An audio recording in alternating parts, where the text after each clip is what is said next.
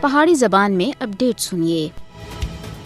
مودی حکومت اپنی propaganda missionary کے ذریعے مقبوضہ جموں کشمیر کی زمینی حقیقت کو دنیا سے چھپانے کی ناکام کوشش کر رہا ہے۔ بھارت جھوٹا پروپیگنڈا کر کے دنیا کو گمراہ کرنے کی کوشش کر رہا ہے کہ مقبوضہ جموں کشمیر میں امن بحال ہو رہا ہے۔ بھارت دنیا کو یہ دسنے کی ناکام کوشش کر رہا ہے کہ مقبوضہ جموں کشمیر میں نام نیاد امن اور ترقی کا نواں دور شروع ہو گیا ہے۔ حالانکہ 5 اگست 2019 کے بعد مقبوضہ جموں کشمیر کی معیشت تباہ اور برباد ہو چکی ہے۔ لاکھاں لوگ بے روزگار ہو چکے ہیں۔ تاجر اور دوے کاروباری حضرات محتاجی دے دوچار ہیں۔ مودی حکومت 5 اگست 2019 سے کشمیری عوام کے اتنے ظلم اور جبر کی انتہا کی ہوئی ہے۔ مقبوضہ جموں کشمیر کو نو آبادیاتی بنانے کی کوشش اور زیادہ بڑھا دیتی ہے۔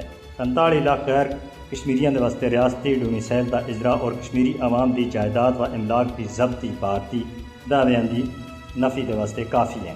10 لاکھ سے زیادہ بھارتی فوجی ادھر ہر طرح کا ظلم کر رہے ہیں۔ انسانی حقوق کے محافظ اور صحافی بھی بھارتی دہشت گردی سے محفوظ نہیں ہیں۔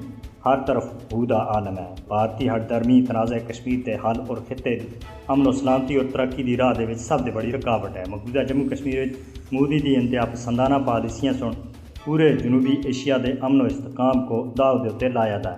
امن و استحکام اور خوشحالی مسئلہ کشمیر سے نہ جڑی ہوئی ہے۔